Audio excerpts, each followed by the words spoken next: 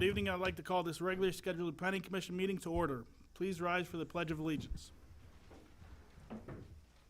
Leslie, will you begin us? Start us? Ready? Begin.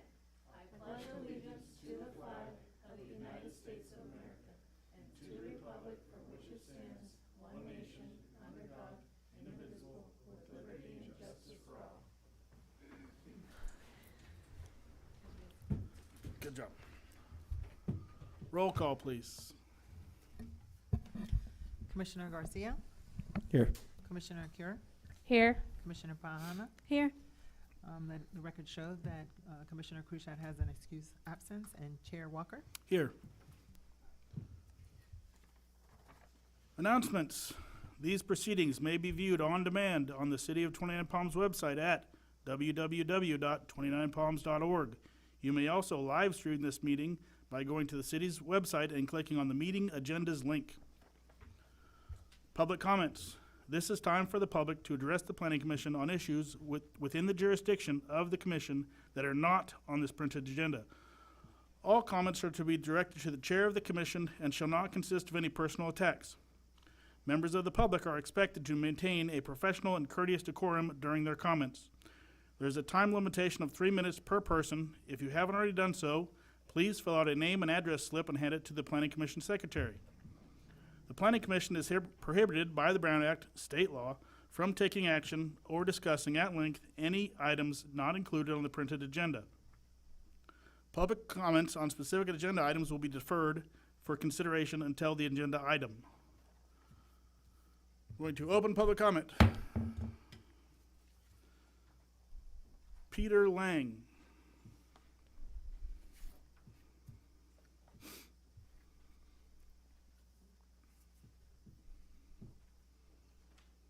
Good evening, Planning Commission. Peter Lang, 29 Palms resident. Thank you for your time and thank you for all your hard work. Hours and hours of hard work and hard decisions. It's really appreciated. I want to begin with the March 3rd Planning Commission meeting. At that meeting, the Commission made a split recommendation on the E-Group Solar Farm proposal based, at least in part, on the assumption that E-Group could bypass the city and pursue approval through the California Energy Commission under AB 205. That assumption was wrong.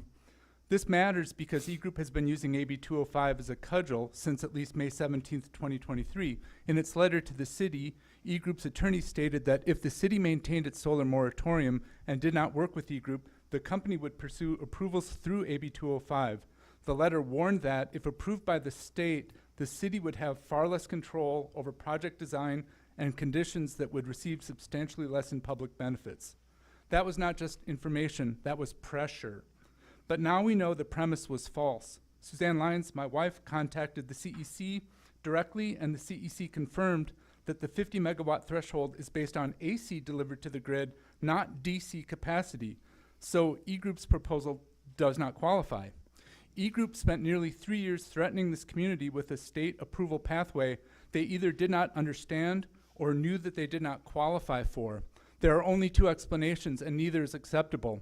Either E-Group and its legal team failed to understand a basic eligibility requirement for this very process they were using to pressure the city, or they knowingly allowed the city, the Planning Commission, and the public to operate under a false assumption. That is either gross incompetence or dishonesty. In my view, either one should be disqualifying in the event that E-Group comes back to the city for a vote in any way, shape, or form. I want to be clear that I appreciate the Planning Commission's careful discussion and the split vote, but that vote was made without complete and accurate information. I also respectfully believe that this should have been verified earlier by the applicant, by city staff, or by city legal counsel, rather than by a member of the public who actually asked the CEC this basic jurisdictional question. I also want to address another part of E-Group's argument. Their letter suggested that AB 205 would necessarily leave the city with less control and substantially fewer public benefits. Local control would change under CEC approval, but the rest of that claim is not so certain. AB 205 still requires consideration of local laws and conditions, a finding of net positive economic benefit to the local government, plus legally binding community benefit agreements. E-Group presented AB 205 as a threat, but the actual process is more complex than they make it sound. And I have to say that Suzanne Lyons has researched this and can share some more information if it would be helpful. Thank you. Thank you. Suzanne Lyons?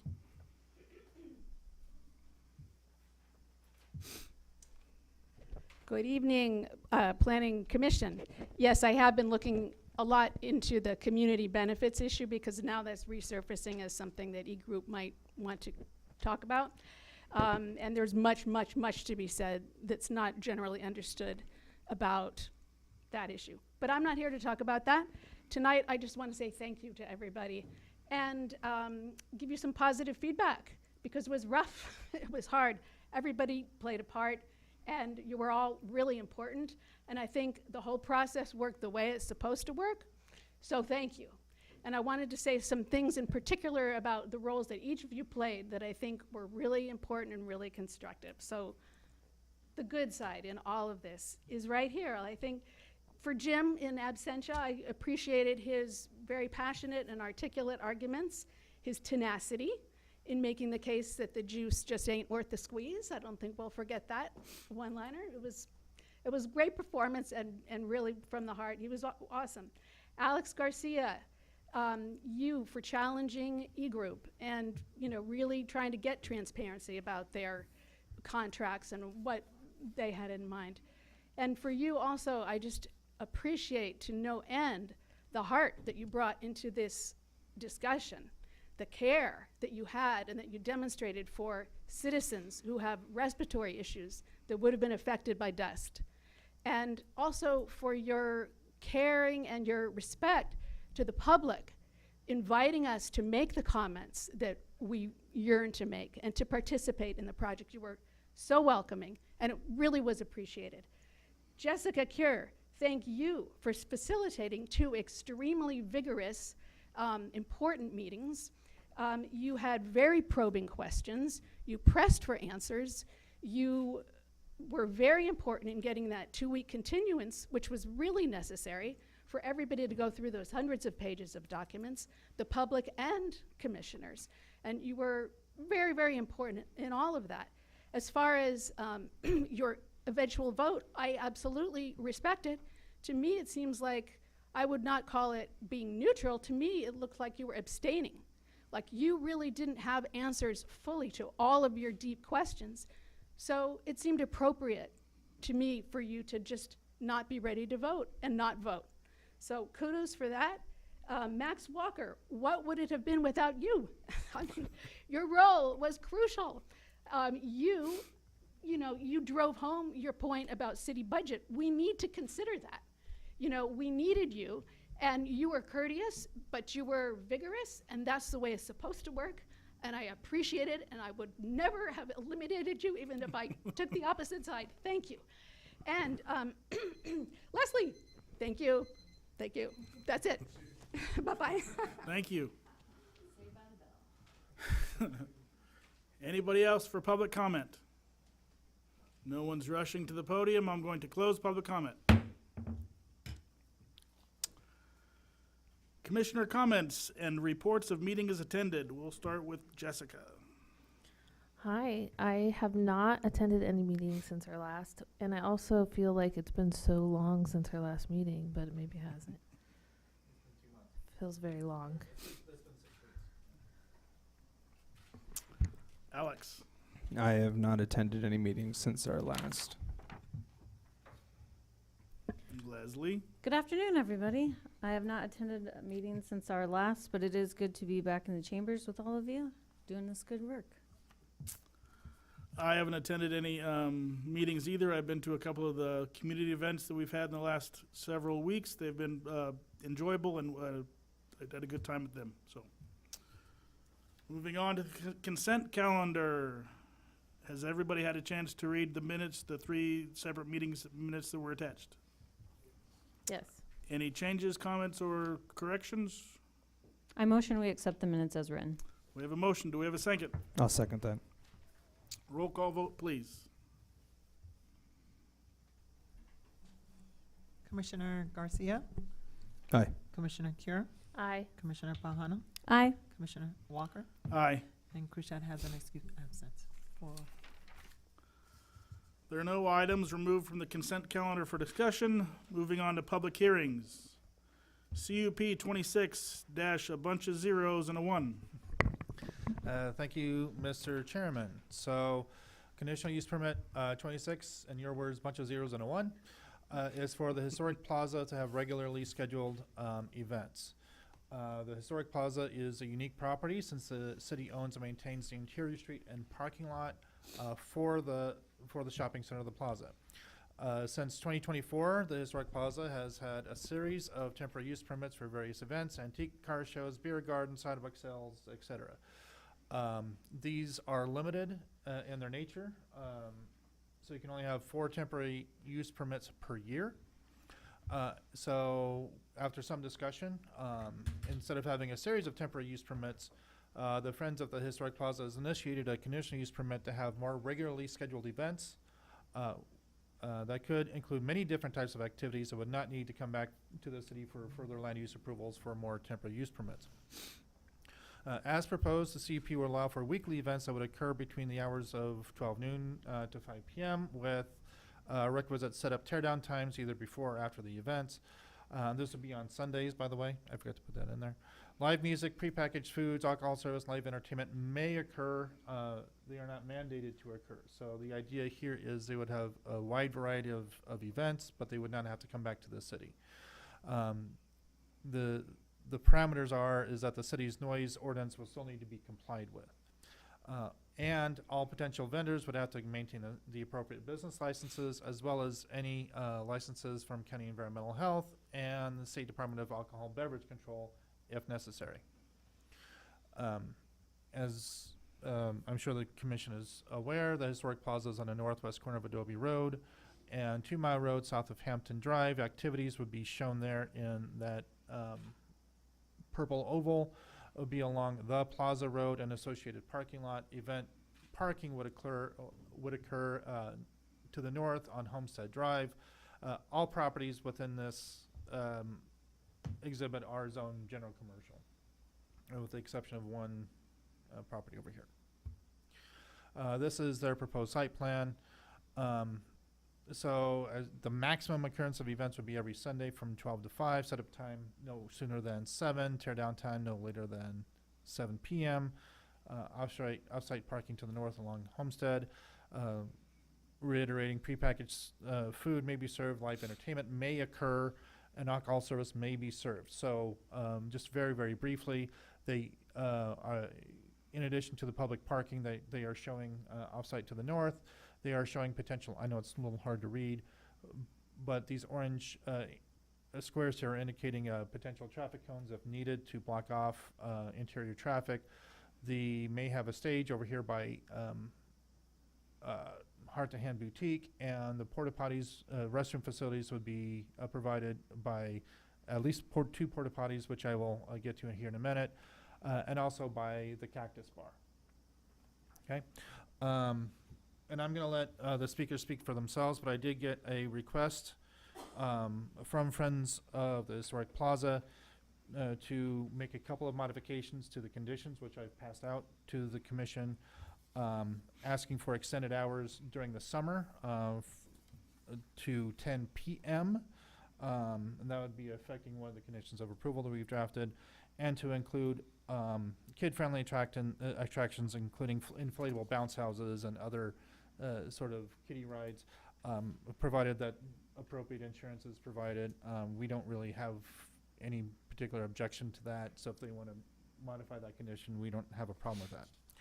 I did also get a call from a neighboring property owner who owns the welding shop to the north and Sully to the west. Wanted to have a little bit more definition in the conditions, one of which was at least 2 porta potties shall be available at all times during scheduled events, which I don't have a problem with. At least 2 extra trash cans shall be provided during scheduled events as a new condition. No parking on the street is allowed on Homestead Drive, nor on neighboring businesses' property. In other words, even though I've got a condition that says only parking as shown, we just are being more clear that you're not allowed to park on anyone else's property. And also ensuring that access to neighboring businesses are not to be impeded during events. we have no objection to with adding those particular conditions of approval. We're asking that the Plan Commission find the project exempt from the California Environmental Quality Act and adopt the resolution number 26, whatever number it is up today, approving the conditional use permit for events at the Historic Plaza. And we did note that there is a slight error in one of the dates in the resolution. We will change that before it is formalized, so we will correct that. So that's my presentation. I have a question. Regarding the I'm submitted. gonna bring it back up here for questions to the commission, from the commission. Okay. Thanks. Regarding the attractions, does that change any insurance requirements that have already been submitted? Yeah, if they were to do those inflatable bounce houses, they would have to up their insurance with us.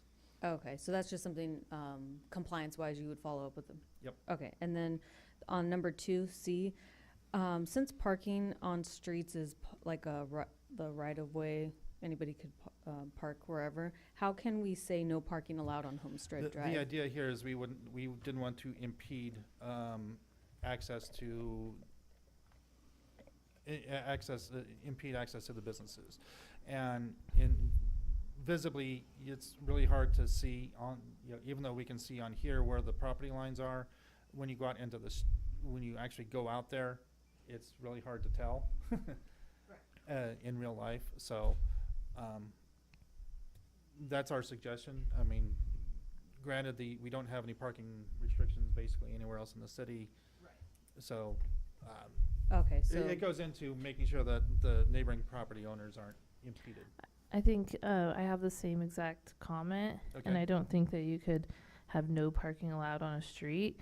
So maybe in a language that is more about like no event parking signs on the street or something, if that's something to be included, because people are going to park on a public street. Yeah, and if we need to if I need to work with the applicant to be more definitive as to where event parking is, putting up little signs and maybe little traffic where it cones or is something, not. then we Yeah. can work with them on that. Yeah, I agree with Leslie and Jessica on that, because at the end of the day, people are just going to start piling in wherever they pile. But also, would that mean that like they're saying, so would they put like cones in the area, or at least something to Yeah, so direct them? I think the idea here is we would put cones like around here, around this landscaping, and putting up signs that say event parking, something to that effect, and probably put cones up in here, just to identify where event parking is to take place.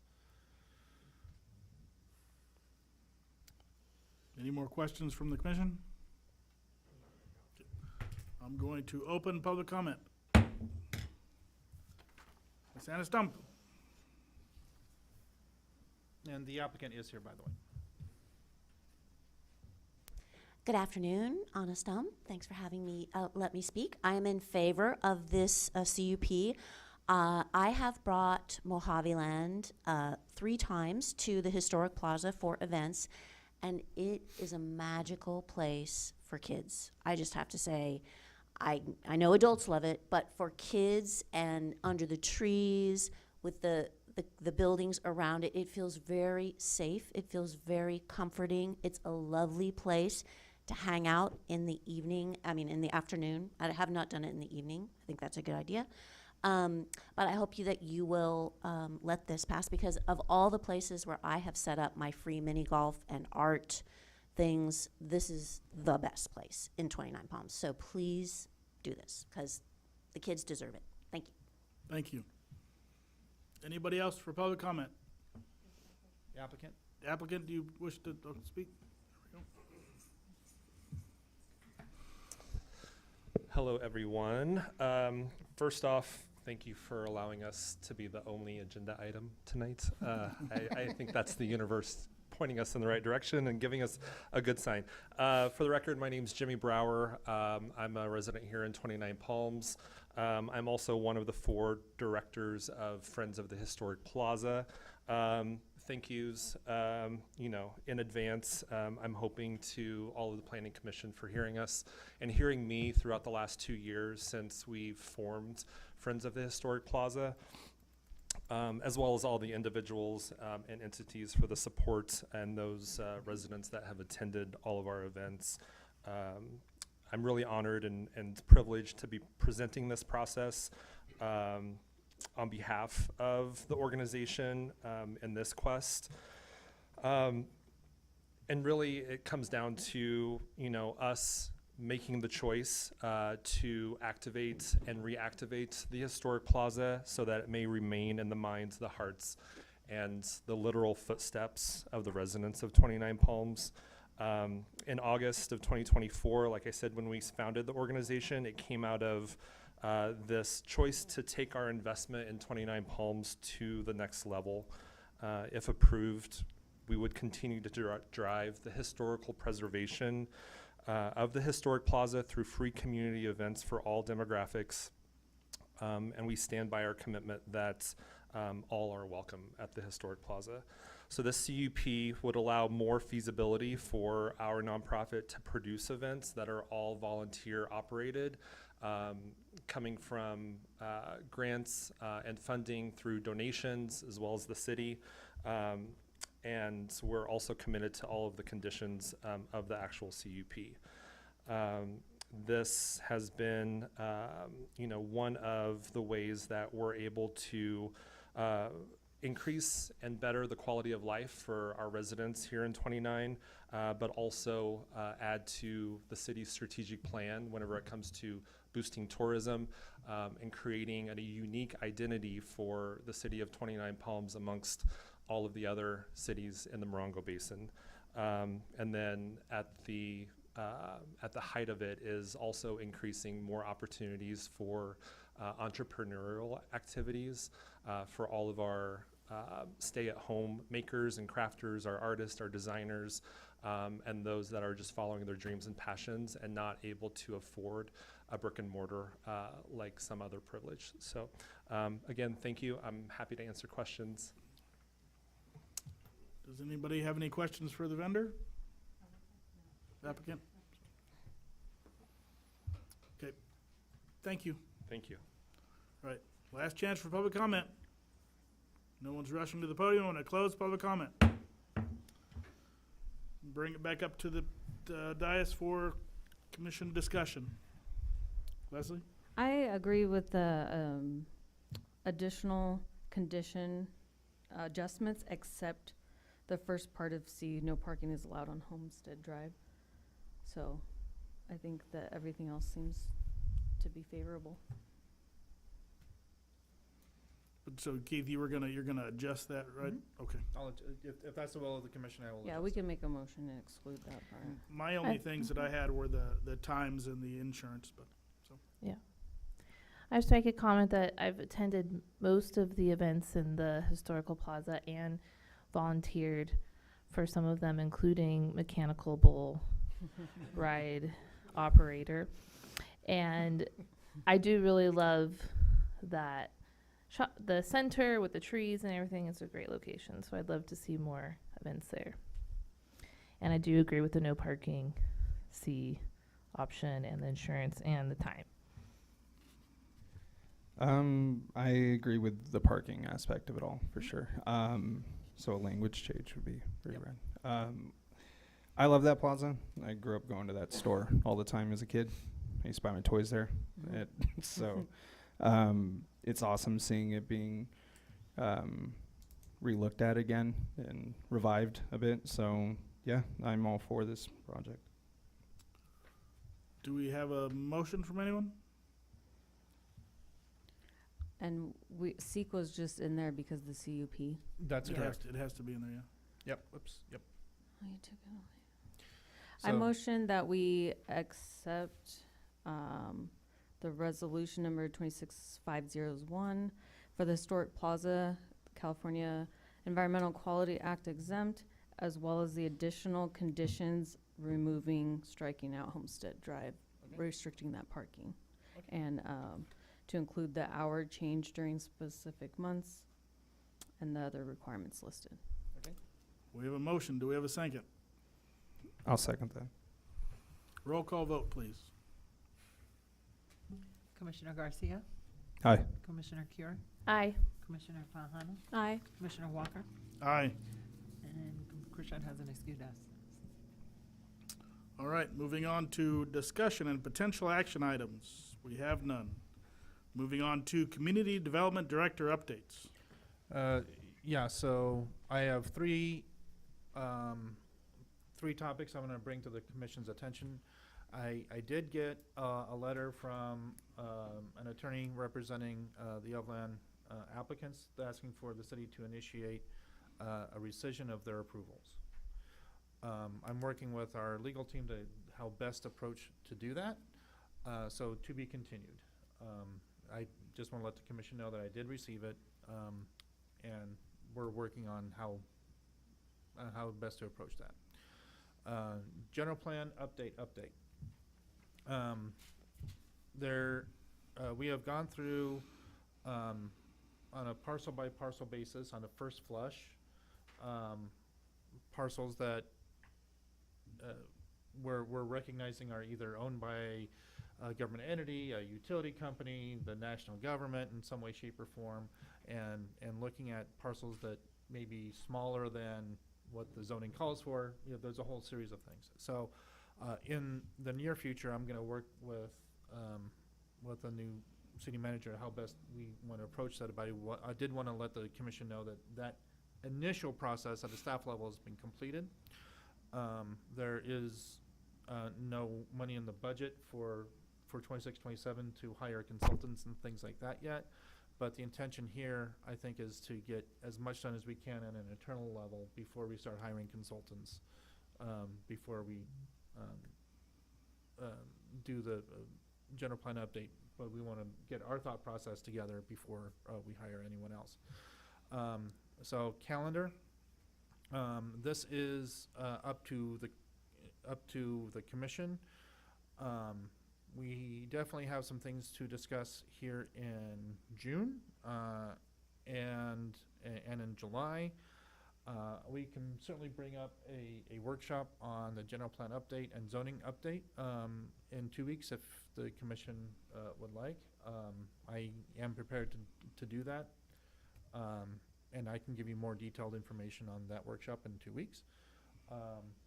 Other than that, that's my suggestion.